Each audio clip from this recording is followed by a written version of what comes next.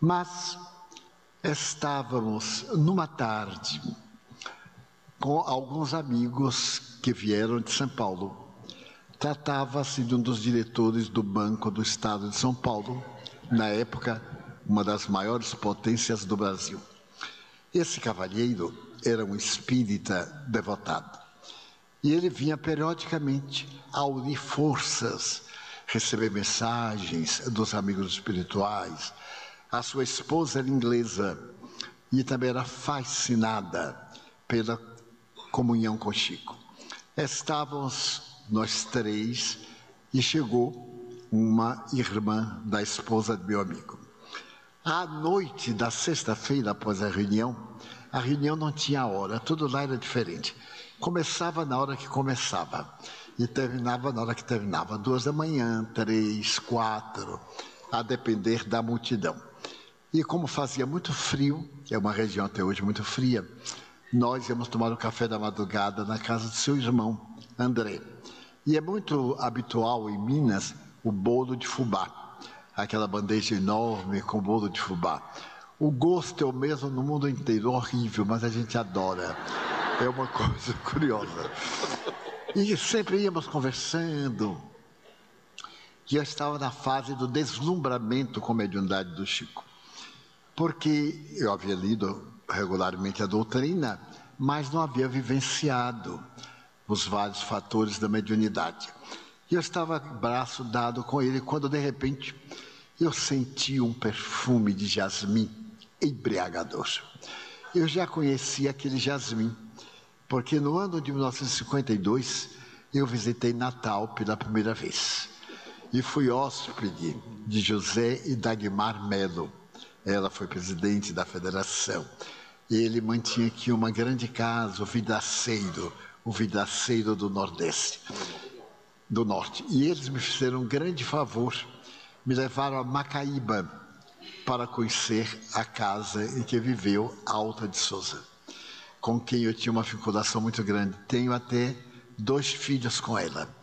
Ela morreu em 1901, mas ela teve criança em 1902 e 1954. 1952 e 54. E eu senti o perfume do jasmineiro que ela havia plantado. Não sei se ainda permanece. Naquela época, eu, como todo mundo, roubei um galho do jasmineiro e plantei em Salvador. Hoje nós temos uns 500 pés, todos descendentes do jasmineiro de Alta de Souza. E quando ao lado do Chico eu senti o perfume, um perfume muito especial, eu disse, coisa curiosa, Chico, esse é o perfume do jasmineiro de Alta de Souza. Ele disse, interessante, mas eu não me dei conta que aquela hora, 3 da manhã, de onde pudesse estar vindo esse perfume. E continuamos a rir subitamente. Ele disse, mas está vindo de você. Você gosta desse perfume? Ele disse, não, Divaldo, até eu tenho um motivo para não usar perfume. E me contou o motivo. Ele disse, mas que peculiar. E fomos andando. Quando nós estávamos próximos à casa do seu irmão, eu senti um perfume de rosas, mas muito característico, de uma rosa chamada Príncipe Negro, que na época eu cultivava. E é a rosa que eu havia dedicado a Joana de Ângeles. E tem um perfume muito especial. Isso mas agora esse perfume é de Joana de Ângeles. Aí eu era muito pateta. Digo, Chico, mas está vindo de você. Eu desconhecia a mediunidade olorífera. Ele disse, não, meu filho, não. Se fosse de mim, seria de Tefon.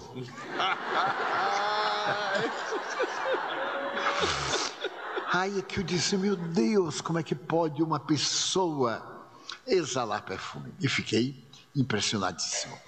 No dia seguinte, ainda estava naquele encantamento, e toda passava por ele, para ver nada, era o habitual. E ele me disse, eu gostaria de levá-lo para conhecer um dos casos mais comovedores da minha vida. O poder da treva. O poder da luz. Quando eu era criança, minha mãe me falava muito de uma amiga Esta sua amiga era uma modesta lavadeira. Como minha mãe era lavadeira do Rio das Velhas, um córregozinho que passa a Pedro Leopoldo, as duas eram muito amigas. E depois essa senhora desapareceu e veio a aparecer mais tarde com uma criança muito deformada. E minha mãe dizia, meu Deus, quando eu imagino a prova de Conceição, eu me conformo com tudo que ocorre na minha vida. Mas minha mãe morreu, eu fiquei criança. E passados muitos anos, digamos que 40 anos, eu estava numa reunião e ele se desdobrava. Ficava psicografando a reunião toda, 6, 7 horas, sem parar. Então ele desdobrava do corpo e ficava colaborando com os espíritos. Provas eram os fatos que ele narrava, confirmando. E esta noite, Conceição apareceu-me e disse, venha depressa, porque eu e Lia estamos morrendo à fome. Eu então disse, meu Deus, amanhã, sem falta, eu vou levar os meus amigos lá. E gostaria que vocês fossem, falou-nos aos 4, porque é o caso mais comovedor da minha vida. Lia é deformada. Ela tem uma doença que a impediu de crescer. A cabeça é normal, o pescoço também. Mas a partir dos ombros não houve um crescimento. Ela deve medir, no máximo, 1 metro. O corpo é retorcido, como se fosse um parafuso à primeira vista. E ela é cega, surda e muda. E Conceição é a avó que toma conta. Elas moram aqui perto, em um local chamado Alapinha. E eu sou muito preocupado. Já comprei alguns víveres para elas, porque vivem lá na mata. E eu já fiquei comovido. Como é que se podia viver assim deformado, cego, surdo, mudo, mais de 40 anos? E então, ele chamou 2 táxis e nós fomos. Fomos conversando, eu ia sempre conversando com ele. E quando chegamos ao lugar ermo, tinha 2 choças e uma casinha de barro a pique, essas de varas com barro. Chegou e disse, olha para ali. Era um aclive e aquela casa modesta. Ele disse, Divaldo, aqui nessa casa eu tive uma das visões espirituais mais lindas da minha vida. A minha visão máxima foi quando eu terminei de escrever o Paulo Estevão. Ao terminar, quando colocou Emmanuel fim, eu vi Paulo desdobrado e Jesus recebendo Paulo. Jesus, Estevão e Abigail. E então eu fiquei aturdido mais de 1 mês, com o esplendor, me narrou os detalhes. Mas, num dia de Natal, há pouco tempo, eu estava muito triste, porque eu sou uma alma sozinha. Meus familiares não concordam comigo. Cada qual tem sua religião, me tratam muito bem, me respeitam. A maioria deles fui eu quem criou. E eu estava na minha casa, sozinho na noite de Natal. E a noite de Natal, como é de ano bom, são sempre noites muito graves. Elas são muito tendentes à depressão sazonal. Na festa de aniversário, em determinadas épocas, a pessoa faz a depressão. É um tipo e uma síndrome da depressão. E eu estava muito triste, porque eu via nos rádios as músicas de Natal, quando Emmanuel me apareceu e me disse, Chico, já que você está sozinho, vá passar o Natal com Lia e Conceição. Leve alguma coisa, porque elas estão com muita necessidade. E eu, pronto, encontrei uma saída fantástica. Comprei algo dentro do meu alcance e chamei o táxi de um amigo e fui. Quando eu cheguei mais ou menos a essa distância, que eu olhei, a casa estava aureolada por um spotlight que vinha do cima, numa tonalidade azulácea, como um verdadeiro festival de bênçãos. Havia uma música no ar e um canto coral infantil. E ele aí começou a trautear a música que eu não identifiquei. E aquilo me comoveu. Quando eu cheguei à porta, levando os embrulhos, estava ali Eurípides Barçanufo. Para quem não sabe, Eurípides Barçanufo foi um apóstolo do Triângulo Mineiro. Ele nasceu, viveu, morreu em Sacramento aos 44 anos de idade. Era portador de uma mediunidade semelhante à do Chico e realizou uma das primeiras grandes obras espíritas do Brasil. Em 1900, ele criou o Instituto Allan Kardec, uma escola espírita no lugarejo de 2.000 almas, e recebeu perseguições as mais duras naquela época. E era um homem de uma mediunidade, ele se desdobrava e tinha bicorporeidade, isto é, aparecia simultaneamente em 2 lugares. Muitas testemunhas eu conheci e conheço. E então, Eurípides me aparece, porém me aparece numa reencarnação anterior. Ele havia publicado naquela época o livro Ave Cristo. E o livro Ave Cristo eu considero a maior obra de literatura romanceada que alguém jamais escreveu. É de uma beleza, meus irmãos. É uma história romana com todos os detalhes da Roma e das Gálias, principalmente de Lyon, a Gália Lugdunense, do ano 184, mais ou menos. E ainda tem muitos vestígios em Lyon, que eu fui visitar. Porém, ele estava nimbado de claridade e me disse: Chico, essas 2 criaturas deformadas são muito queridas do mundo espiritual. Elas resgatam uma prova muito difícil. E nós agradecemos você ter vindo. Vamos celebrar, porque é comovedor. E eu passei a noite com os espíritos que vieram visitá-las e elas, que praticamente não entendiam nada, não percebiam, mas não é importante. Eu as conheci em uma noite mediúnica, mais ou menos às 2 horas da manhã. Eu estava psicografando, quando eu vi chegar um espírito como se fosse uma fada, dessas fadas de Walt Disney. Ela muito bonita, uma senhora de uns 60 anos, uma outra de uns 30, vestidas à moda de Carlos II de Portugal, de Espanha. Carlos II de Espanha. Por volta de 1640, mais ou menos. A gola irlandesa de Guipir, e escreveu. E as 2 chegaram junto a mim e eu tive um choque. Uma delas disse assim: Chico Xavier, eu fui muito amiga de sua mãe aqui na Terra e nós lavávamos roupa aqui no Riacho das Velhas. E eu estou numa prova muito difícil, porque a minha netinha precisa de mim. Nós pertencíamos à corte de Carlos II e éramos muito católicas e fazíamos parte da Inquisição. Então nós apontávamos famílias judias e muçulmanas para serem perseguidas pela Inquisição, e o botim era dividido entre o governo, a igreja e o denunciante. E fizemos uma fortuna colossal. Batemos muita gente. Muita gente foi para o cárcere, para a roda, para os tormentos. Mas para nós era natural, era uma coisa santa, a Inquisição.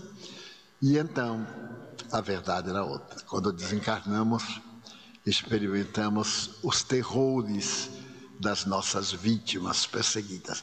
E nesses últimos 400 anos, as nossas reencarnações têm sido muito dolorosas. E esta é a última. Nós fazemos o estado de completistas, nos liberamos da lei. E eu fiquei deslumbrado com aquela senhora. Ela disse: venho lhe pedir para ir me visitar, porque eu e Conceição estamos morrendo à fome. E o nosso karma ainda não terminou. Precisamos de ajuda, de viver um pouco mais. Eu anotei, elas disseram onde moravam, eu anotei. E no dia seguinte, eu fui com minha irmã, Luísa, a irmã dele. Levamos carne, fizemos sopa, isso, aquilo. Eu dei banho na doentinha e ficamos fregueses. Mas nós também somos pobres e temos muita gente para ajudar. Muitas vezes eu fico aturdido porque não sei a quem. Aí eu elejo o pior e levo o pouco que eu consigo. E nasceu em mim um amor por elas duas, porque a história de Lia é impressionante. Ela morava, Lia, em Curral del Rei, é o antigo nome de Belo Horizonte. Até metade do século XIX, era chamado Curral del Rei. E pertencia a uma família muito rica, era uma moça muito bela. E naquele tempo as famílias negociavam os casamentos das suas filhas. E o pai dela negociou com outro fazendeiro muito rico de Curral del Rei. Casaram-se, ela conheceu o noivo no dia do pedido e no dia do casamento. E ela foi morar na fazenda. Mas o homem era um psicopata. Desde a noite nupcial, que ela experimentou o terror de um homem terrivelmente doente. E ele, com o ceder dos dias, apresentou um sintoma de ciúme doentio. Acusava de ter relacionamento com os escravos, com o feitor. E certo dia ele foi tomado de um espírito mau, com um tição em brasa. Ele queimou as partes pudentes para castigá-la, dizendo que ela estava traindo-o e que agora não poderia mais. E então o seu organismo genital passou a ter uma ferida terrível, que era cuidada com toda a ignorância. Colocava pucumã, aquele pó que se faz muitas vezes onde tem fogão a lenha, aquele pó negro cheio de micróbios. E ela ficou num estado deplorável. Mesmo assim, ela engravidou. Engravidou e uma senhora que fazia o papel de curandeira da região salvou-a. Ela ficou com feridas muito graves, cicatrizadas, e nasceu uma filhinha. O marido proibia de sair, inclusive nunca mais ela viu a família. Ficou lá no cativeiro. E a filha cresceu, era a sua diversão, era a sua vida. E por fim, quando completou 15 anos, o marido negociou com outro fazendeiro e a filha casou-se com um terceiro fazendeiro. Ela viu a filha sair e não pôde mais visitar. Mas a filha engravidou e quando estava perto do parto, a esposa pediu a ele: deixe-me ajudar minha filha. Neste povo ignorante, eu sou a mãe dela, como você pode duvidar de mim dessa forma? E por milagre, ele foi levá-la para que ela tomasse conta da filha. Chegou o momento do parto, era um tempo de muita ignorância, o período de resguardo era terrível, a mulher ficava coberta 3 dias e 3 noites para não tomar vento, para não ver luz, a janela do quarto fechada, infecções, a grande noite da ignorância. E nasceu uma menina. Quando a parteira, a paradeira, expressão usada muito em Minas, quando a paradeira viu a menina, ficou apavorada. Era um rosto normal e o corpo retorcido. Então a mãe exigiu vê-la. Quando pegou nos braços que viu, pegou-a e atirou pela janela. A menina foi atirada, caiu lá fora. A avó, vendo aquela coisa, ficou assim, saiu correndo, pegou a netinha e se aproveitou para fugir. E fugiu com a neta. Desapareceu. Desapareceu e se tornou uma lenda. As pessoas contavam que encontraram uma senhora com um bicho, uma criança deformada na mão, pedindo esmola aqui, ali, acolá. Por fim, elas desapareceram, aparecendo como essas lendas muito comuns da época passada da ignorância. Por fim, elas vieram para Pedro Leopoldo. Dona Lia foi lavar roupa, foi ficando idosa e agora ela estava com 95 anos. E a neta estava com 70. Isso ele me contando diante da casa. Mas Divaldo, ela é tão bonita, chica, era uma alma cândida. Ele disse assim, o cabelo dela é lindo. E eu, com a imaginação, comecei a pensar naquela Rita Hayworth, que havia sido a mulher do século. Nenhuma mulher era como Gilda, que havia feito um filme. E Manivaldo, eu pentei os cabelos dela. Eu vi aqueles cabelos sedosos, aquela fantasia da imaginação. E ela me sente psicamente. Eu não digo uma palavra, e quando eu entro, ela começa a se debater e a gritar, a ponto de fazer micção espontânea. E é uma coisa, Divaldo, mas ela é linda. Estou levando um pente novo. A minha imaginação criou um quadro. Quando nós chegamos, era uma tragédia. Aquela coisa, aquele chão batido, as varas. A cama era de varas. As varas, no sentido horizontal, formavam uma espécie de um gigo para animal. Em cima, os panos velhos, aquele ser coberto com um pedaço de cobertor e o rosto de fora. O cabelo desgreado, horrível o cabelo. Mas eu olhei assim e Chico disse, não, é linda, meu filho.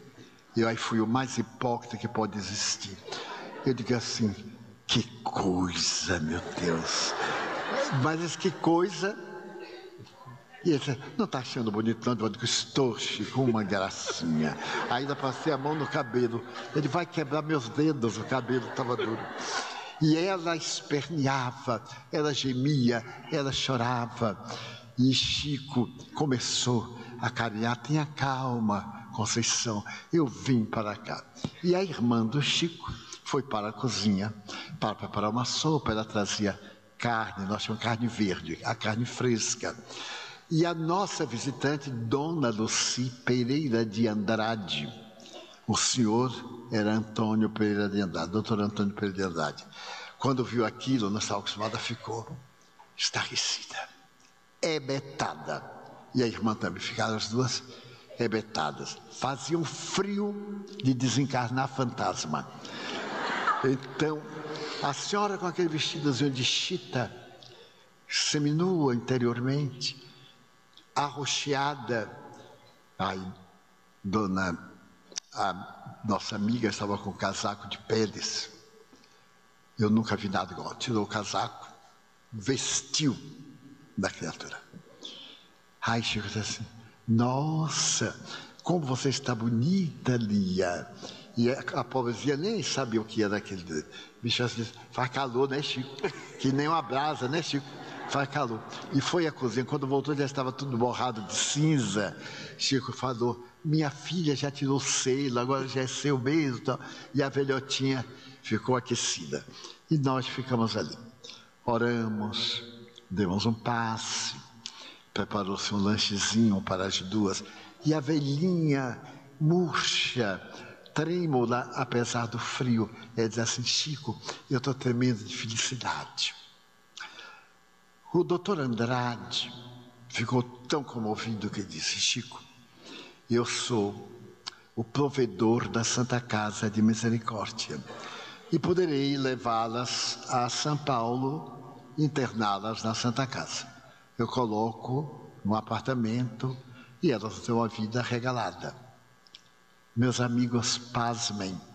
Chico disse, não, Andrade, não faça isso. Deus as colocou aqui. Não nos cabe tirar daqui para botar no lugar que talvez não seja bom para elas. Se você quer ajudá-la, contratemos uma pessoa para vir socorrê-las, para limpar, ajudar, e você dá uma pequena cota para mantê-las. Aí o doutor Andrade fala, mas não tem dúvida, você estabelece, me faz este favor. Ele estava realmente comovido. Então nós nos comovemos e pronto, e beijamos Dona Lia, Dona Conceição, tudo. E eu saí impressionado como nunca até hoje. Bom, voltamos, tivemos as reuniões, despedimos, amigos, voltar a São Paulo, eu voltei a Salvador.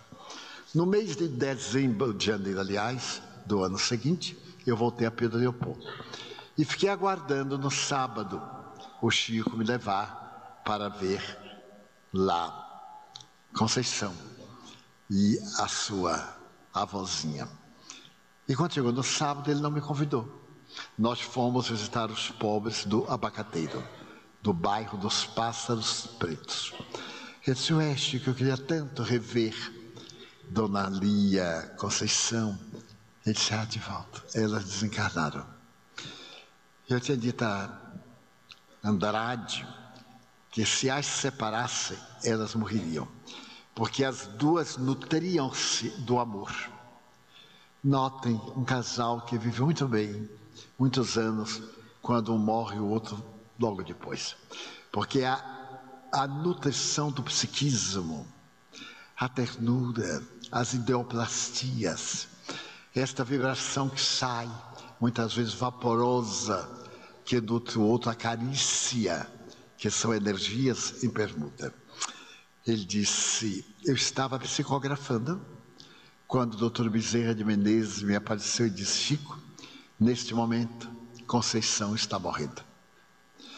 E nós vamos levá-la. Ela já se redimiu, vamos levá-la. Gostaríamos que fosse para os últimos instantes. Assim que terminar a reunião, não atenda ao público.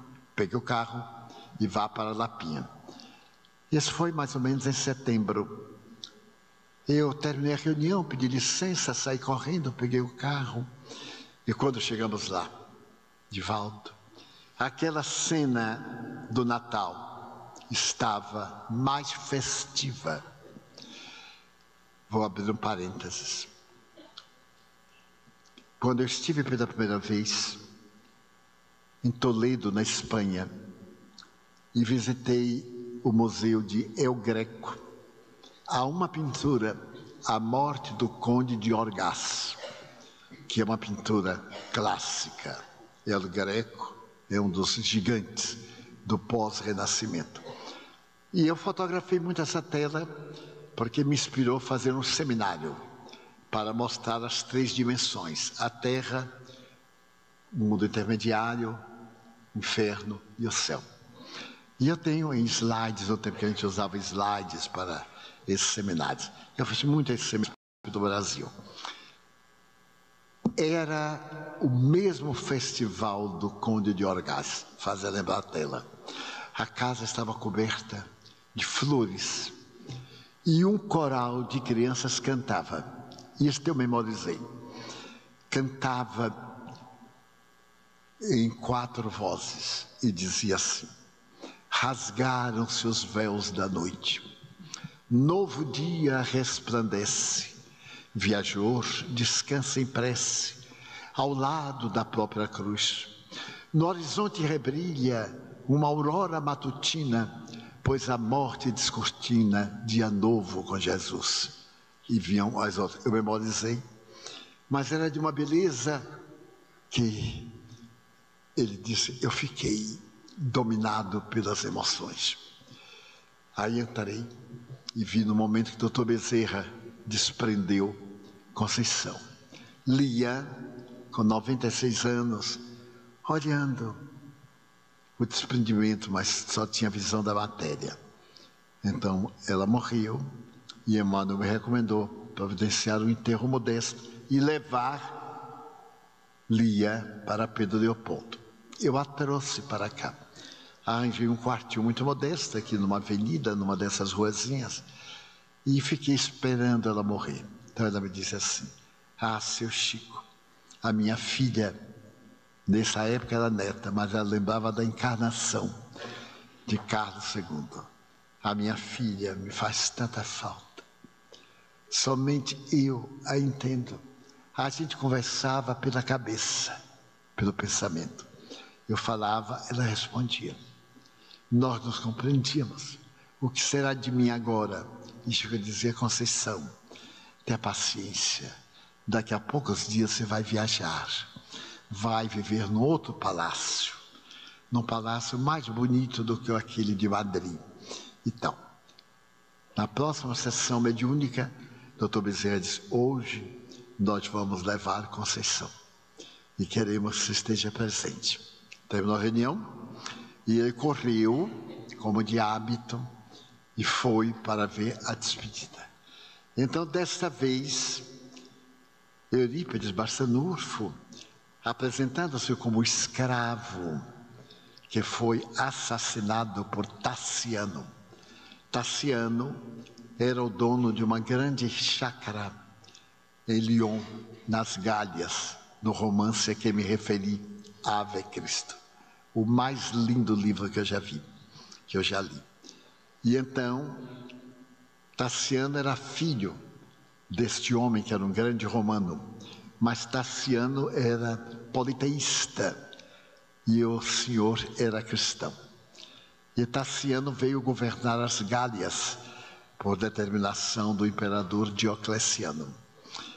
E então o pai veio para convertê-lo a Jesus. Veio e criou um pequeno orfanato na região das Gálias e foi trabalhar como jardineiro na casa do filho, que o não reconheceu, ele estava muito desgastado, várias questões políticas de Roma, a traição da mulher, ele foi para o presídio, muito doloroso. E quando Tassiano adquire uma febre palustre, ele se dedica de corpo e alma e salva o filho. Então, no dia que o filho tem alta, ele resolve prestar uma homenagem ao filho, trazendo os órfãos, porque Tassiano estava muito sensibilizado. Ele plantou um rosal fantástico e o filho estava ali recebendo as visitas. Quando ele, irmão Corvino, trouxe as crianças.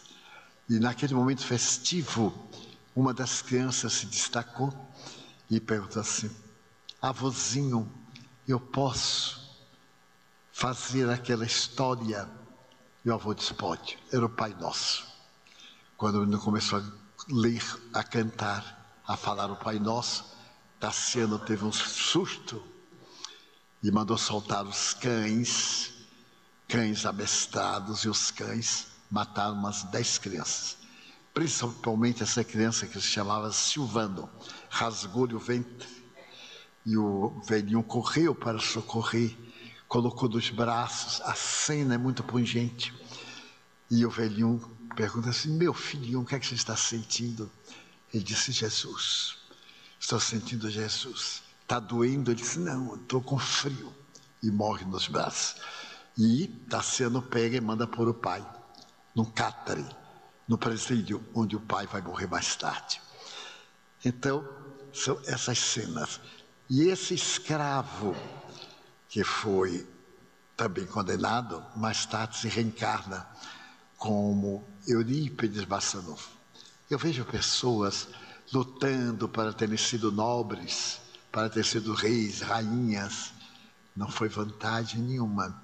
Vantagem foi ter sido ama, escravo, guardiães, ajudantes, que estão hoje bem, e os grandes, os poderosos estão hoje na miséria que fazem jus. Então, aparece com um número secto de espíritos nobres e libertam a pobrezinha da idosa, que desperta lúcida, perfeitamente lúcida, recupera a memória ancestral e vai para o mundo dos espíritos. Naquela semana, ela deu uma mensagem através de Chico Xavier. Essa mensagem é de uma beleza ímpar. Está num dos livros programados pelo Arnaldo, Vozes do Grande Além. Ela contando a sua vida espiritual e nos conclamando a paciência, a coragem e a resignação. Por que me lembrei disto?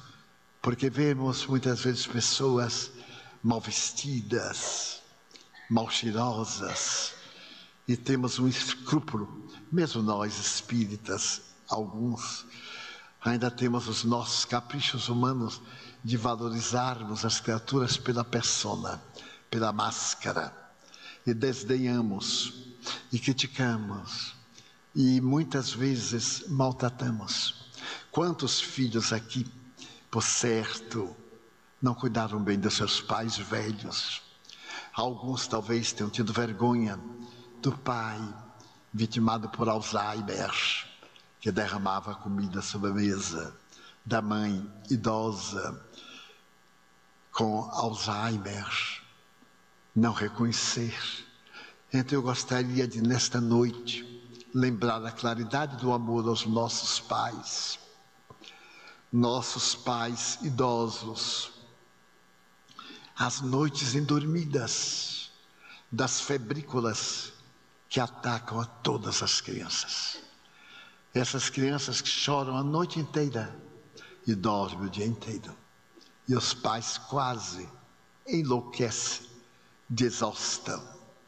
Crescemos, esquecemos-nos, pensamos em nossa família, minha família.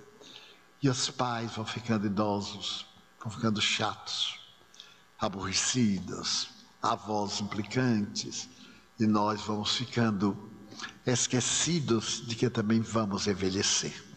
Porque a fatalidade da velhice é esta: se não morrer, fica velho. Quem não quiser ficar velho, morra, bem jovem. Mas ninguém quer morrer jovem. Então, isso faz parte da grande noite, da noite terrível que avassala. Quando eu vejo, na atualidade, o pensamento a respeito da eutanásia. Agora, em Portugal, vai ser lei a eutanásia. O hediondo crime do assassinato legal. A eutanásia, que tem sido discussão médica desde o século XVIII, em que uma parte médica nobre diz que a função da medicina é dar pelo menos dias melhores ao paciente, não é matar. E nós estamos tornando todo mundo um grande cemitério de eutanasiados. Suíça, Holanda, Inglaterra, França, todos aplicam eutanásia indiscriminadamente. Principalmente a idosos que têm casa, que têm dinheiro e estão demorando de morrer. Os herdeiros facilitam a herança pela eutanásia. E o mundo fica mais sombrio, mais escuro, mais terrível. Eu tenho a honra de ter meu pai morrido nos meus braços. A última coisa, ele me olhou com a vista já da espiritualidade e me perguntou: meu filho, você já perdoou? E ele perguntou o mundo que eu conheci. Ele disse: as surras que eu lhe dei, porque eu apanhei mais do que cachorro do Lu. Porque eu tinha mediunidade e meu pai implicava. Ele dizia que era fingimento, que morreu, acabou, não tinha isso. Toda vez que eu era surpreendido, que alguém me perguntava, eu falava. Eu sou do interior, quando eu chegava em casa, e a mediunidade era desenvolvida na chibata. Eu fui assim um médium de educação mediúnica, muito bom, uma chibata de bater em cavalo, daquela que tem o cabo e 3 pontas. Então, quando aquilo arde, que vocês não fazem ideia, é uma beleza. Se essas chibatas iam voltar, não com 3 pontas, que é cruel, com 2, ia melhorar muito a sociedade, acabava metade da droga, porque hoje os pais não fazem isso, mas os filhos fazem com os pais. Matam os pais por causa da droga, tomam de tudo, furtam. E quantos pais vêm desesperados e dizem: peça a Deus para morrer meu filho, ou eu não ter que o matar. Porque eu já ouvi mais de 2 milhões de pessoas, uma a uma, em 72 anos. Então vejam que treva, não é? Será que nós temos sido gentis com nossos pais idosos? Ah, minha mãe não foi muito boa para mim. Foi ótimo. Não lhe abortou. Já foi uma grande coisa. E se não fez melhor é porque não sabia, ignorou. Minha mãe não sabia, era analfabeta. O que é que ela podia fazer por mim? Meu pai era semi-alfabetizado, mas era um homem notável, cumpridor do dever. Nunca nos faltou nada. Qualquer coisa ele nos educava. Lá em casa, há 70 anos já tínhamos um psicólogo, tinha um psicoterapeuta pendurado atrás da porta. Qualquer coisa ele dizia assim: vá. E a gente já ficava bom na ida. Quando ia buscar o psicoterapeuta, já ficava curado. Depois da terapia, e ninguém ficou de mal com ele, 13 filhos. Mas ele morreu nos meus braços e me disse assim: meu filho, me perdoe. Eu disse: mas pai, o senhor foi fantástico. O senhor me educou para as surras que o mundo tem me dado. porque o mundo bate em todos nós, de uma forma ou de outra. Hoje eu tenho resistência, muita resistência para dores físicas. Eu me acho um elefante. Para dores morais, não tanto. Porque aprendi, porque ele dizia assim, chore, e eu, para pirraçado, não chorava. Ele me mata, mas eu não choro. Aí aprendi a controlar as lágrimas, não foi uma bênção? Foi uma coisa formidável. Eu não recomendo essa terapia a ninguém, mas que é boa, funciona. Isso eu garanto. Mas então ele morreu nos meus braços. Minha mãe, morrendo. Não vim aqui fazer autobiografia. Está no contexto do tema. Ela me disse assim, meu filho, na hora que eu acordar, eu volto para tomar conta de você. Eu disse, mãe, por quê? Ah, não vou deixar você sozinho. Era eu e uma irmã de 13. Eu disse, mas eu tenho tantos amigos. Eu tenho amigos que valem mais do que irmãos biológicos. Não volte, mãe. Eu tenho uma família enorme, tenho muitas filhas. Ela era muito simpática, minha velhinha, era linda, tinha olhos verdes, olha que coisa chique. Até parece que ela é mãe de Raul Teixeira. Eu tenho a dúvida danada, que vai ver que ela é mãe de Raul e não minha. Ela batia assim na mão, assim, não discuta com sua mãe na hora dela morrendo. Era uma chantagista. Depois ela desencarnou, aqueles olhos de esmeralda desencarnaram, e ela saiu do corpo lúcida. Ficou em pé, junto do cadáver. O cadáver deitado, minha irmã aprontando. Eu sentado aos pés da cama, segurando o pezinho.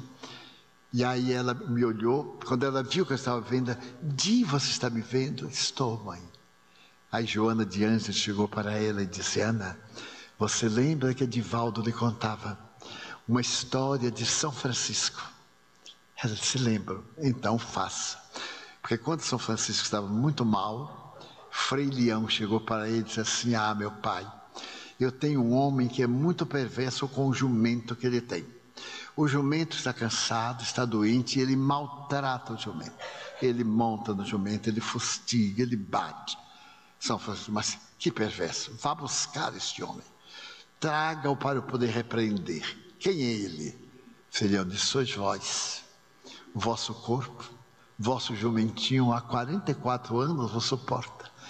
E o Senhor não tem compaixão, ainda se deita despido sobre as cinzas, ainda obriga-o com o câncer, ele tem mal de Hansen também, e o Senhor ainda exige, ai, São Francisco, oh meu doce jumentinho, perdoa-me, meu doce jumentinho.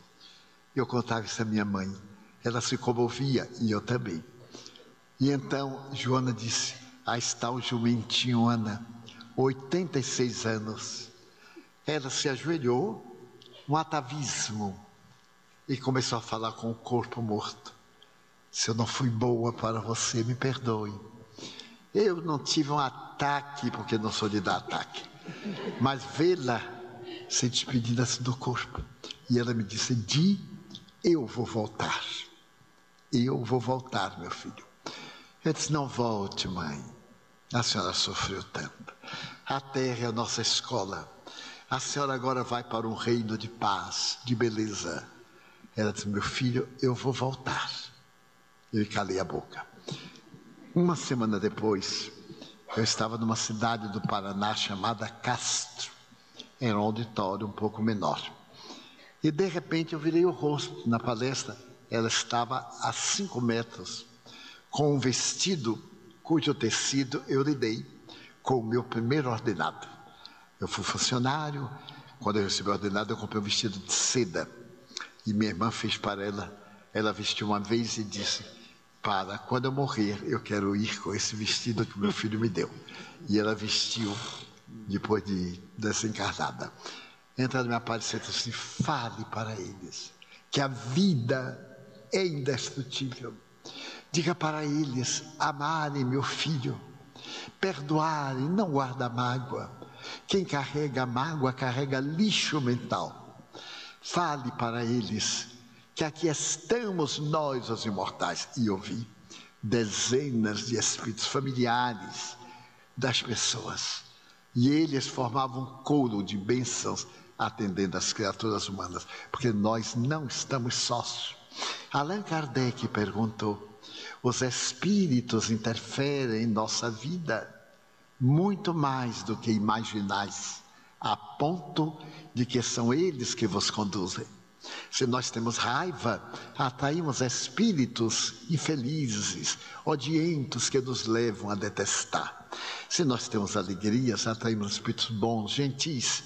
Se nós estamos bem, atraímos mentores nobres, anjos guardiães, como diz a igreja, que nós também chamamos guias ou anjos guardiães. Então, de acordo com o nosso padrão vibratório, os nossos acompanhamentos. Que nos custa? Se você não tem nada o que fazer, ore. Preencha a sua cabeça de oração. Mas que preço? Olá, meu Deus, como é que vai, velhote? Tudo bom? Eu estou aqui na luta, me ajude. Fale com a vida. Dedique-se a esta resiliência transcendental. Lembre de que a morte não manda mais aviso. Antes mandava, telegrava, daqui a uma semana eu venho. Agora não. Agora pega a gente na rua, é horrível. Pega a gente assim no teatro.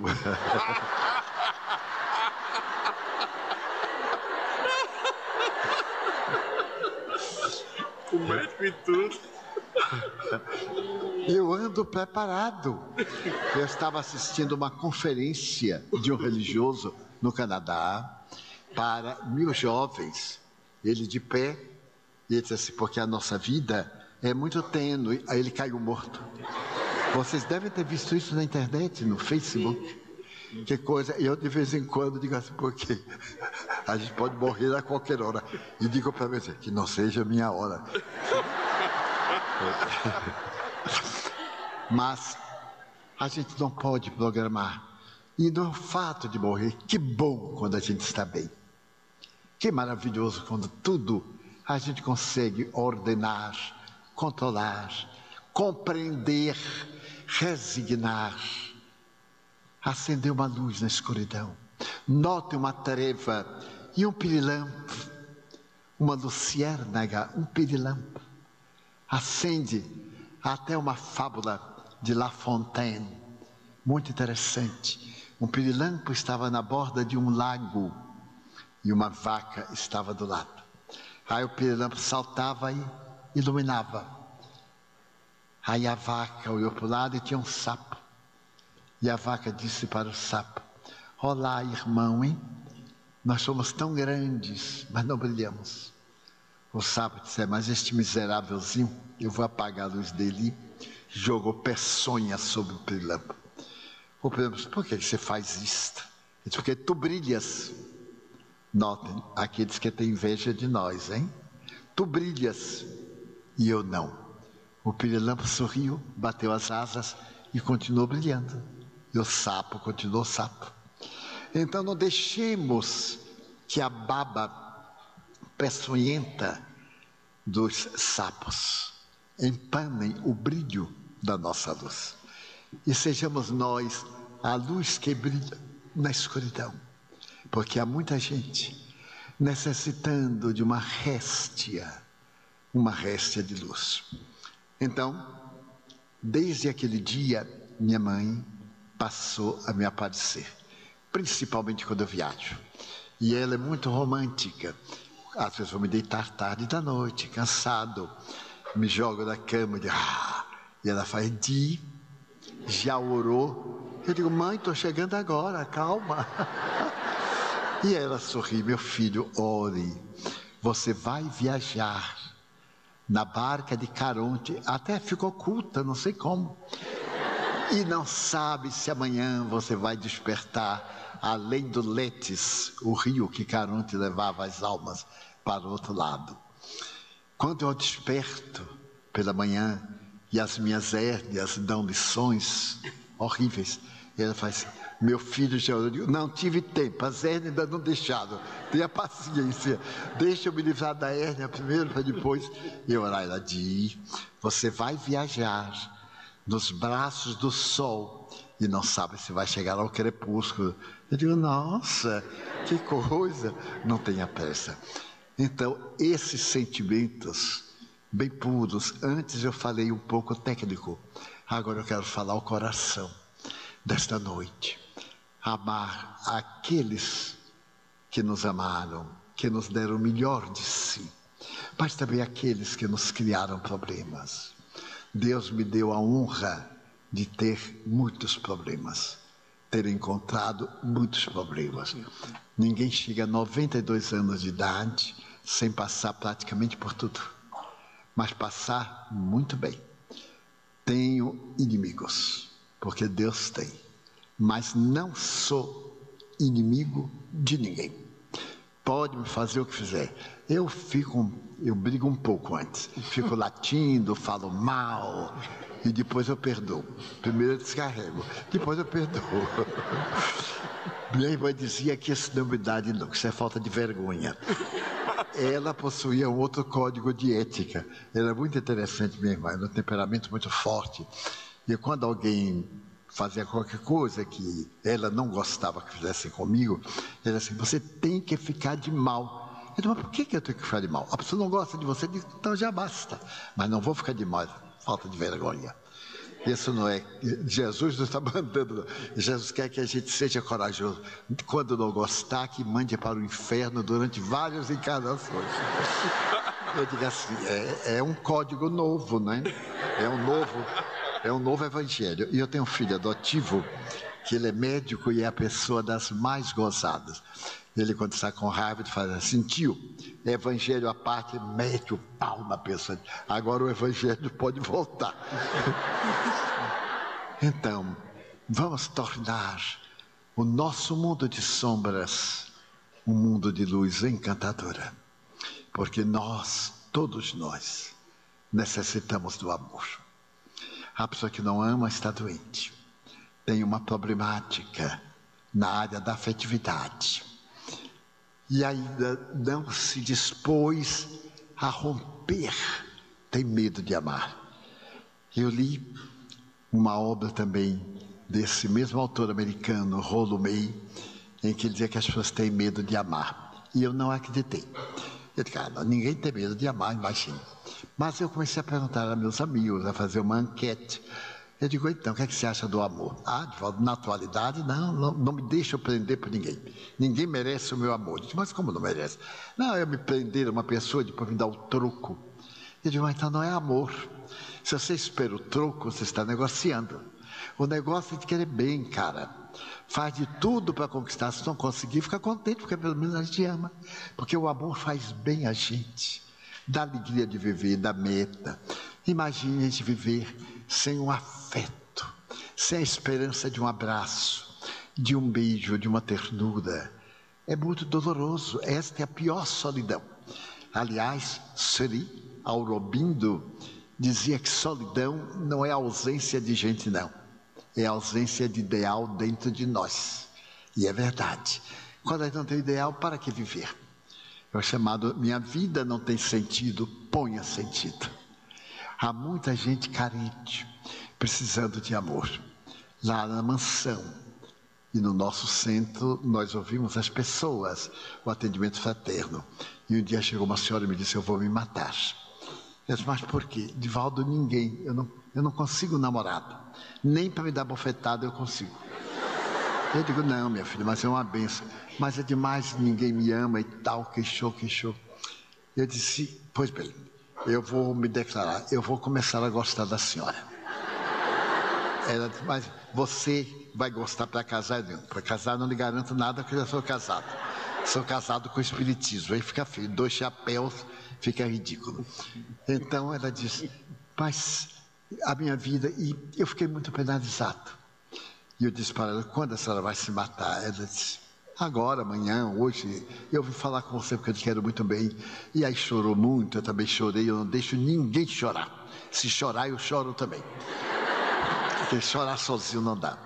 Quando ela terminou, quando acabou, disse assim: se eu lhe pedir uma semana, se ela vai morrer hoje ou amanhã, que diferença faz morrer segunda-feira? Então, vamos adiar para segunda-feira. Pode ser.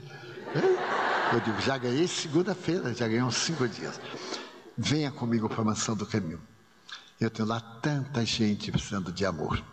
Vem tanta gente sofrida, velhinhas solitárias, que tomam conta dos netos e as filhas, estão pelo mundo. Tem crianças que não sabem o nome da mãe, nem do pai. Uma criança me disse assim: tio, eu sou a pessoa mais infeliz do mundo. Uma menina linda. Eu disse: mas por que, minha filha? Eu não tenho ninguém. Eu disse: como? Você não tem ninguém? Não. Eu digo: e eu, o que é que faço? Não, é diferente. Eu entendi o que ela queria dizer, mas aí eu apertei. Então, não, realmente minha vida não vale nada, né? Mas eu dei a minha vida para tomar conta de você. Seu tio Nilson, nós temos aqui 40 tias que tomamos conta das casas. Isso não vale nada. Só vale se for uma mãe cachaceira, que apanha do sujeito todo dia. Aí vale que é minha mãe, é da minha carne. Então isso vale. Realmente você não tem ninguém. Ela tomou um choque. Disse: mas tio, é isso que você quer. Sua mãe me deu você, botou aqui na lata do lixo. Mas ela fez por amor, porque ela viu que não podia cuidar de você e disse: eu dei para Edivaldo, ele vai cuidar. E eu cuidei, até agora. Você é linda, parece muito comigo, é linda, entenderam? Hereditariedade. E então, minha filha, você quer ter, olhe a ausência do abandono, né? A marca profunda. E nós lhe demos carinho e damos, já é mãe dobrada. Eu digo: então faça com sua filha o que sua mãe não fez com você. Mas então cada um dos nossos filhos, 684, tem mais ou menos essa história. E eu disse para a senhora: venha me ajudar, venha amá-los. Eles nunca lhe vão dar nada, nem eu quero. O que é que eles podem me dar? O que podem me dar é o que estou dando a eles, não quero. E de fato, alguns saíram, nunca me telefonaram, nunca mandaram cartão de Natal, nunca mandaram postal. Um dia eu encontrei um e ele disse assim: tio, lembra de mim? Eu digo: lembra, é claro. O senhor perdoe eu não lhe escrever? Eu digo: não, meu filho, você não lembra de mim, eu também não lembro de você.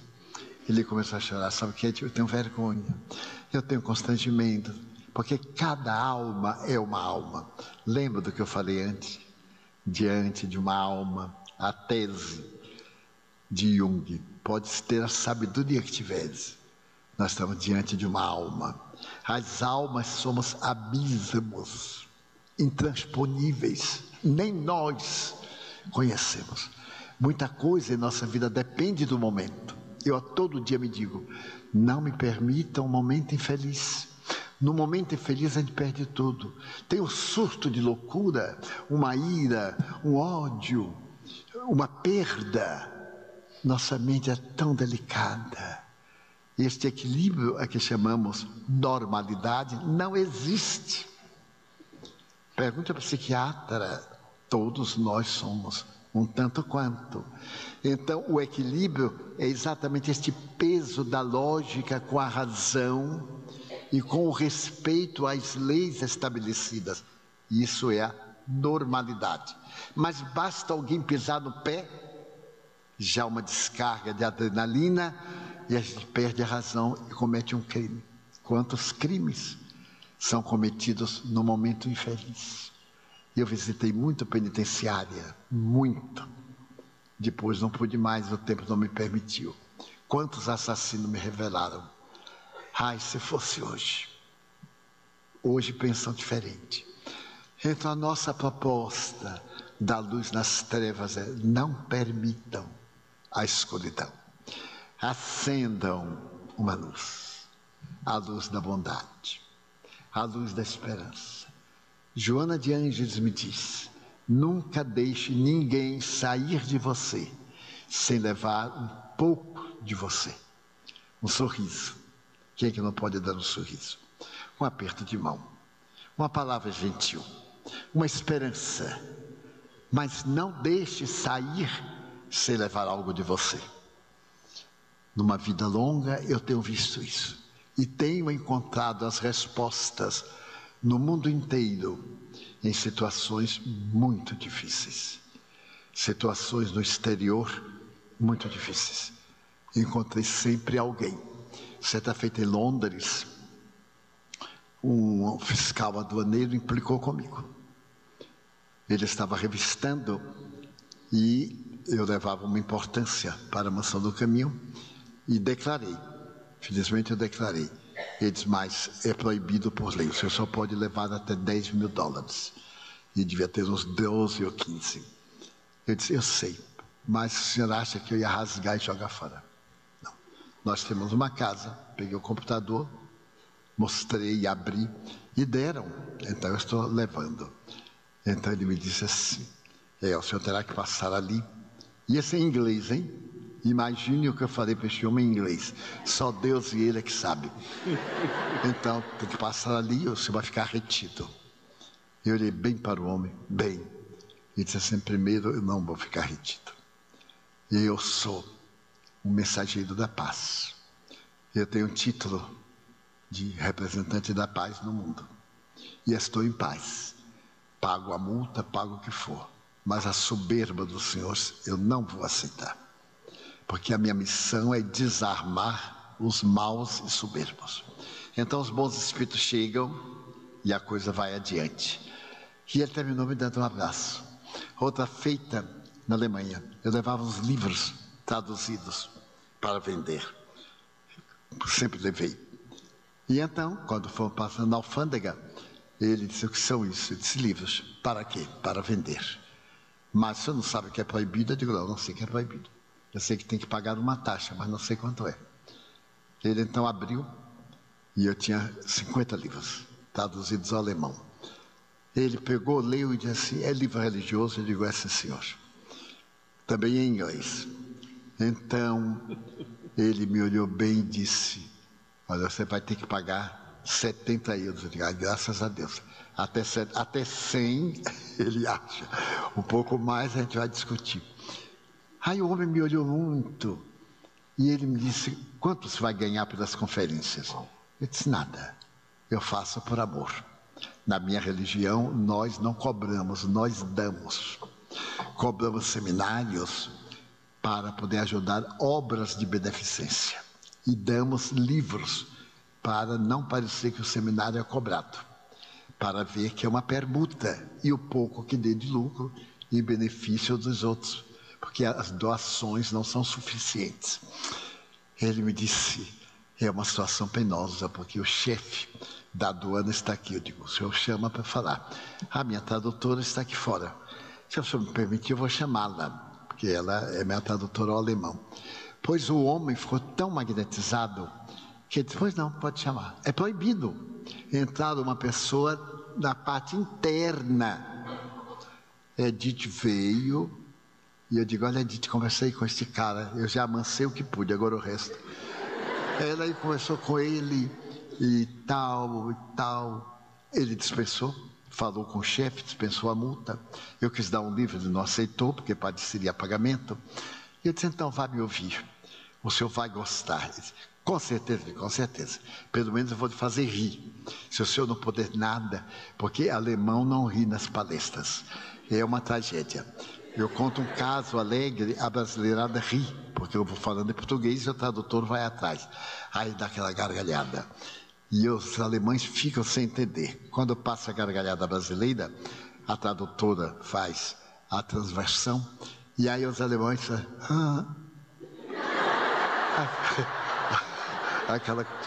garanto que o senhor vai rir. E hoje eu boto os brutos para rir, gargalhadas baianas. Pois bem, quando eu estava na palestra em Munique, eu vejo um bracinho lá, acenando para mim, que eu olho, era o homem rindo. Eu aí digo, agora eu vou dar uma piadinha, né, para ajudar. Ele vai virar cristão, vai ser o irmão Alegria. São Francisco tinha, eu também posso ter, irmão Alegria. Aí contei uma boa assim de aduana, eu sei umas lindas de cobrar aduana, etc. Pois bem, ele então riu. Vimos, deixei-o e ele hoje frequenta a turminha, porque nós nascemos para fazer o outro feliz, para envolver em ternura e esperança. Tanta gente pessimista, como foi a primeira parte da mensagem, mas agora otimista, a parte final que nós vamos levar para casa. E vou concluir com um fato que eu já contei aqui há muitos anos, em um outro seminário. Quando eu dispunha de mais tempo, eu atendia moribundos Mas hoje a mansão é uma pequena cidade. Nós atendemos mais de 5.000 pessoas por dia. Somente crianças são 3.550. Desde uma maternidade até o curso médio, e vamos entrar dentro de 2 anos a criar uma universidade, um curso superior. E então não tem tempo nem de rezar. Mas naquele tempo eu tinha, e morava num bairro muito modesto, e quando morria alguns dos nossos clientes, sempre mandavam me chamar para ouvir as palavras finais. Era muito comum. E certo dia, alguém bateu a porta de nossa casa. Era uma senhora afrodescendente que estava morrendo e morava no meu bairro, o bairro do Uruguai. A invasão nos pântanos. No Recife é chamado Alagados, ou semelhante. Não, não é Alagados, é um outro nome. Na Bahia, Alagados e etc. Então, eu fui. Era uma casa de sopapo feita de vara, paus e barro. E era uma senhora negra, afrodescendente, muito bonita, e que aplicava passes maravilhosos. E ela estava morrendo de tuberculose. Então ela me disse, a mim e ao Nilson, estou morrendo, meu irmão, e quero lhe contar os meus segredos. Porque eu nunca perguntei nada, nunca pergunto nada a ninguém. Ninguém pode dizer que eu perguntei. Só num caso de intimidade, etc., mas tenho todo cuidado e respeito pelo próximo.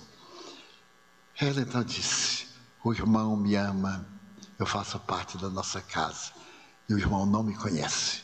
Mais de 20 anos de amizade. Eu digo, realmente, eu não conheço. Ela disse, eu tenho um filho, meu irmão. Meu filho hoje é médico, e eu quero lhe fazer um pedido. Eu estou morrendo, e meu filho vai lhe procurar, para saber o que é que eu conversei com o irmão antes da minha morte. E o meu irmão não conte. Eu estava, na minha juventude, muito pobre. E um dia de muita fome, eu me entreguei a alguém por um prato de comida. E este único encontro, eu concebi. O indivíduo continuou comigo, e quando ele me viu grávida, ele disse que não era dele. Não tinha outra alternativa, me resignei. E ele disse que ou eu matava, ou ele me deixava. Eu optei por criar meu filho. Ele me deixou. E eu fui trabalhar, lavando roupa para famílias. Trabalhava num turno, lavando roupa no outro. Aí meu filho quis fazer medicina. Ele era preto, negrinho. Tão negro, eu o vestia de roupa branca, que botaram o apelido dele Mosca no Leite. Porque é aquela coisinha pretinha na roupa branca, naquele tempo usava linho J120. Era um tecido muito bonito. Por fim, meu filho foi estudar medicina. E um dia, eu estava vendendo acarajé, quando o senhor me disse, a senhora faz o melhor acarajé da Bahia. Eu sou médico, professor, e venho da universidade comprar acarajé. Eu perguntei, senhor professor, o senhor conhece por acaso um menino chamado Mosca no Leite? Claro, é meu aluno de anatomia. Eu digo, ai meu Deus, que oportunidade.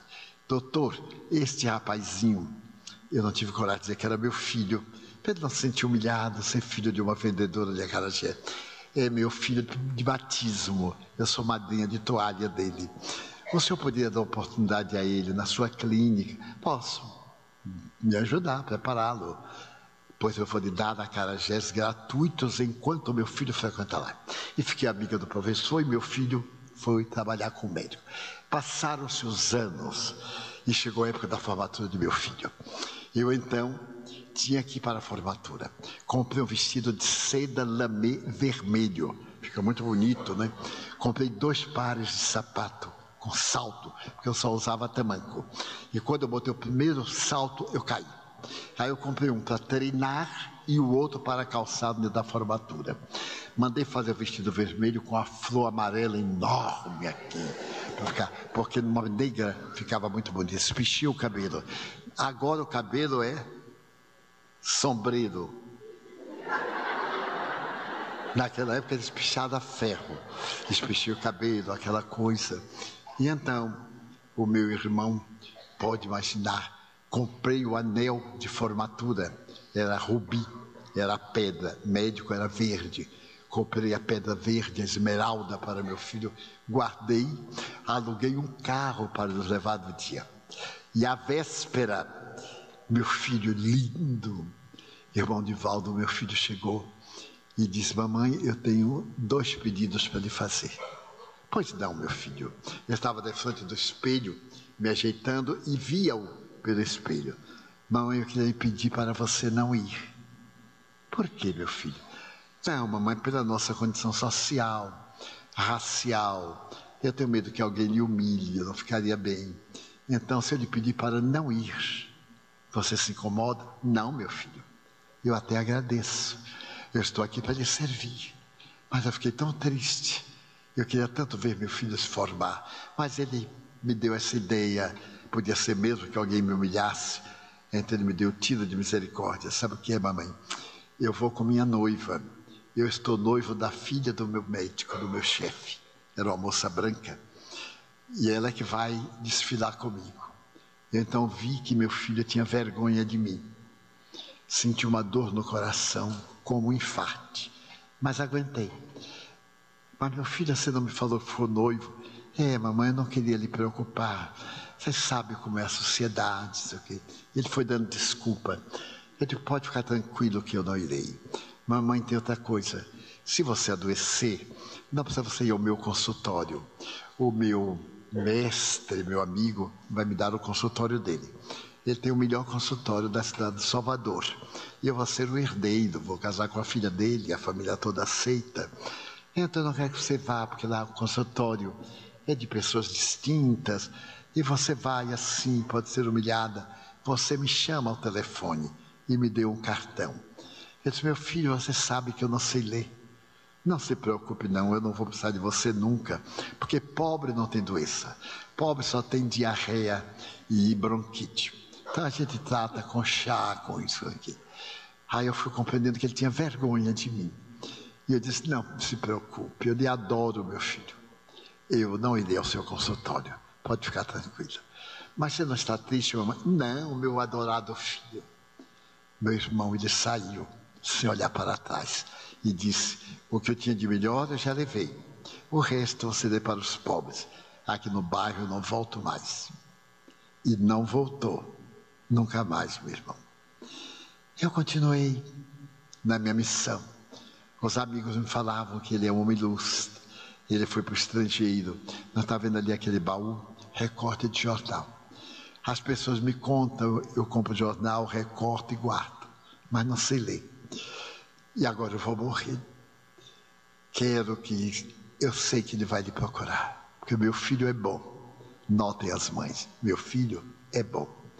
Isso é coisa da ilusão da juventude. Quando ele morrer, ele vai lhe procurar. Diga que eu o amei até a hora da morte. Você diga assim, senhora, diga, eu o amei e vou pedir a Deus para ajudá-lo. E morreu dos meus braços. Teve hemoptise, morreu asfixiada. Nós enterramos, queimamos a casa. Daí uma semana eu estava atendendo a fila, quando eu olhei, mosca no leite estava lá. Aí eu olhei bem, ele veio e disse, Edivaldo, eu soube que o senhor visitou uma senhora na rua do Uruguai. E morreu há poucos dias. E ela é conhecida da minha família. Eu queria saber o que é que ela conversou com o senhor. Eu perguntei, você é o que dela? Nada. Eu digo, então, eu lhe peço licença para não lhe dizer. Porque como médium, eu tenho minha ética. E o que me dizem, eu não passo. O senhor vai me desculpar. O senhor não vai dizer a doença dos seus pacientes aos outros, né? Não, meu irmão, é a mesma coisa. Mas, senhor Edivaldo, eu preciso de saber. Mas o senhor precisa para quê? O senhor não é nada dela. Mas o senhor não poderia me dar uma ideia? Eu digo, não, senhor, não posso. Ela falou muito, eu digo, falou bobagem. Essas coisas assim da hora da morte, essas coisas, falamos até a hora que ela morreu. Mas Edivaldo, por acaso, ela falou a respeito de algum familiar? Eu digo, não me lembro.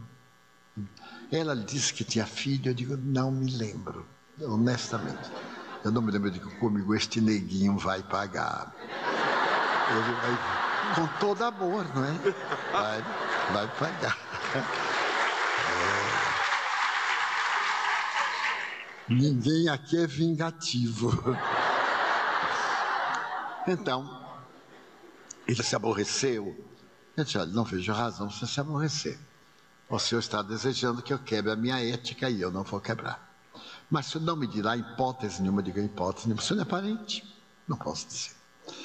Ele disse, daí uns dias, lá estava ele, eu digo, ele vai dizer que é filho, ou então eu não conto nada. Seu Edivaldo, lembra de mim? Doutor, o senhor é inesquecível. Pois é, eu gostaria muito, eu tenho um parentesco com ele, eu digo, já melhorou. Agora que parentesco é esse sobrinho, neto? Não. É assim, não sabe? Eu digo, não sei. Eu digo, você é filho? Assim, filho? É isso. Eu digo, o senhor teve a mulher mais notável que eu conheci. Sua mãe foi uma dama. Foi desses espíritos nobres que dignificam a sociedade. Eu conheço muita gente. Eu tenho uma vida pública naquele tempo de mais de 50 anos. E o senhor tem uma clientela, também eu tenho. E a sua mãe foi uma das damas mais honoráveis que eu conheci. Ela me falou sobre o senhor. Ela me falou que o senhor ia me procurar. E que eu lhe dissesse apenas isto, que o amou até a hora da morte. Mas ela não falou nada de perdão, não, absolutamente. Que alguma mágoa, eu digo, nossa, como ter mágoa? Nesse momento eu vejo-a entrar, chorando, e abraçar o filho. E ela me disse assim, diga que eu amo. Eu digo, mas não vou contar o que ele fez com a senhora. E ela, acarinhando ele, eu digo, olha, ela comentou que o senhor depois se casou, não teve mais facilidade de voltar, a situação mudou muito, o senhor teve que tomar conta também do seu sogro adoentado, o senhor recebeu o consultório dele, teve filhos, tudo isso, mas que ela o adorou até a hora da morte. Ele me abraçou e me disse assim, na doutrina que o senhor prega, há perdão? Eu digo, a nossa vida é o eterno perdoar. Então, seu Edivaldo, eu fui um filho péssimo. Eu tinha vergonha de minha mãe, porque eu me tornei um médico brilhante, mas o problema da nossa epiderme, e eu tinha um desgosto tremendo e até uma certa mágoa de ter sido filho dela. Eu disse, são as ilusões, meu amigo. Hoje ela está no reino dos céus e nós estamos aqui na labuta difícil. Eu disse, quanto eu me arrependo não ter vivido. Quanta fome ela passou para me manter na faculdade. Eu disse, eu imagino. Ele disse, o que é que eu posso fazer? Eu digo, a casa que ela morava, eu queimei. Porque é uma casa de tuberculose. Mas o terreno está lá. O senhor poderia levantar uma clínica em homenagem a ela. Clínica Dona Fulana de Tal. E uma vez por semana ia atender os pobres do bairro. O senhor disse que não voltaria por causa da sua clientela, mas agora o senhor vai voluntariamente. Ele disse, isso me redime? Eu disse, redime. Ele começou a frequentar. Foi comigo. Nilson, que tinha áreas de arquiteto, engendrou a clínica. Ele construiu a clínica. Começou a atender. E há uma semana, mais ou menos, uns 10 dias, nós estivemos no bairro para acompanhar o Dr. Juan, que ia para fazer uma conferência no bairro que tem, entre muitas, um centro espírita. E eu me lembrei tanto desta mulher extraordinária e deste homem, porque ele se tornou o médico dos miseráveis. Já estava economicamente muito bem, fechou o consultório dele, e até a hora da desencarnação, ele era mais velho do que eu, ele continuou lá atendendo, e a clínica continua funcionando, em nome dela.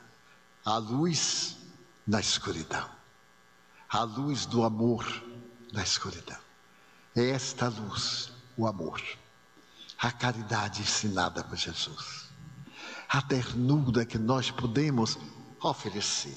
Quem é tão pobre que não pode dar um sorriso, que é tão pobre que não pode fazer essa pergunta de Madre Teresa. A gente encontra alguém e diz: posso lhe ser útil? É uma forma delicada. Em vez de dizer, quer que eu lhe ajude ou que ajuda? Posso lhe ser útil? Eu aplico isto. Quando a circunstância me permite, posso ser útil. E muitas vezes eu já ouvi assim: pode. E aí eu fico sabendo que, e realmente nós podemos. Outras vezes a pessoa está de mau humor e diz: não quero a ajuda de ninguém. Briga, trata mal, escarra, deixa para lá. Então gostaria que este seminário, que o coração amado de Natal me permite. Eu venho a Natal há mais de 60 anos. Todos os anos, menos o ano passado. Todos os anos. Aqui eu conheci um homem santificado, o senhor Abdias, que foi um missionário que colocou luz, foi pioneiro dos dias difíceis. Aqui conheci vários trabalhadores do Evangelho de Jesus, vários grupos espíritas de desobsessão, vários, não vou citar nomes, para que a memória não me traia com vários corações afetuosos. Sempre tive muitos corações amigos e generosos. Como poder esquecer de Sales Asfora, um homem devotado, um árabe, casado com uma palestina, dedicado ao bem espírita de escola. Então, em homenagem a esses corações, uma grande médica, casada também com um árabe, dedicada, o período das mulheres, Dona Dagmar Melo, Maria Banhos, uma outra, Alba, e tantos que se dedicaram ao bem e colocaram a luz da doutrina espírita flamejante nos períodos mais difíceis da nossa querida Natal, do nosso querido interior, onde eu estive em inúmeras cidades, algumas delas bastante tumultuadas, mas levando a esperança.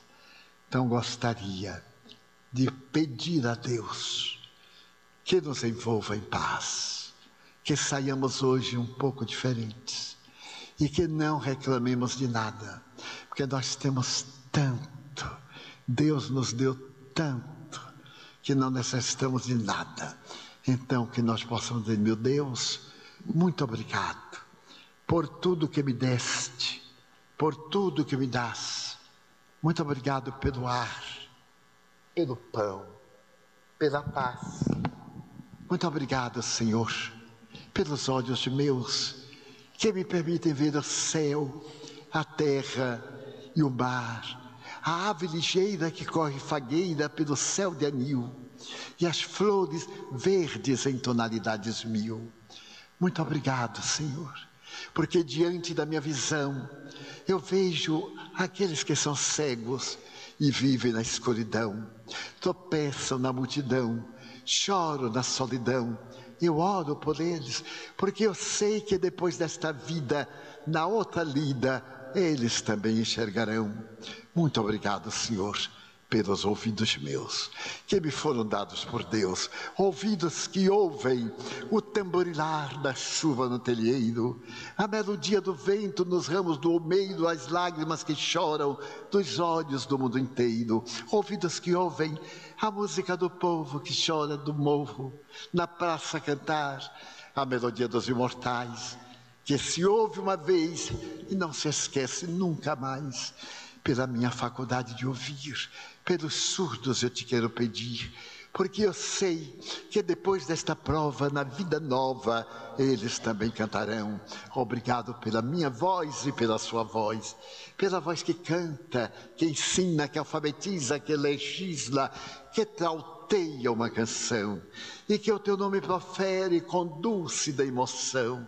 Diante da minha melodia, eu quero rogar por aqueles que sofrem de afasia. Eles não cantam de noite, eles não falam de dia.